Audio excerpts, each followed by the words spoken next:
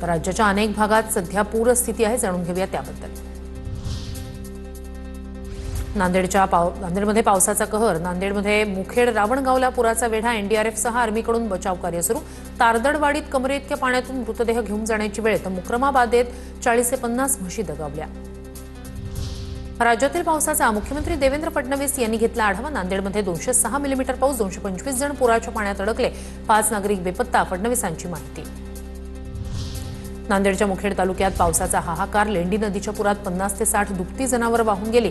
33 पेक्षा जास्त जनावरांचा गोठ्यात बांधलेल्या जागीच दुर्दैवी मृत्यू। खेड तालुक्यातील अनेक गावात पुराचं पाणी। नांदेडच्या देगलूर मुक्राबाद रस्त्याला तळ्याचं स्वरूप। रस्त्यावरील कार पाण्याखाली। दोरीच्या साहाय्याने पुराच्या पाण्यातून कार बाहेर काढण्याचा प्रयत्न। मराठवाड्यात एकूण 6 नागरिकांचा मृत्यू। नांदेडमधील 3, बीडमधील 2 तर हिंगोलीतील एका नागरिकाचा समावेश। तर 1.25 लाख हेक्टर क्षेत्र शेतीचं बाधित झाल्याची प्राथमिक माहिती। पंचनामे सुरू। महाराष्ट्रात सर्वदूर मुसळधार पाऊस। नदी नाल्यांच्या पाणी पातळीत वाढ। अनेक धरणांमधून पाण्याचा विसर्ग। शेती पिकांचं मोठ्या प्रमाणात नुकसान। मुंबई, पुणे, रायगड, रत्नागिरी, सातारा, कोल्हापूरला 20 ऑगस्टपर्यंत अतिवृष्टीचा इशारा। एकीकडे वर्धा नदीला पूर आला असताना जोरदार पावसानं चंद्रपूरकरांची चिंता वाढली। पाऊस असाच सुरू राहिला। चंद्रपूर शहराला पुराचा वेढा बसण्याची शक्यता। चंद्रपूर हैदराबाद मार्ग बंद।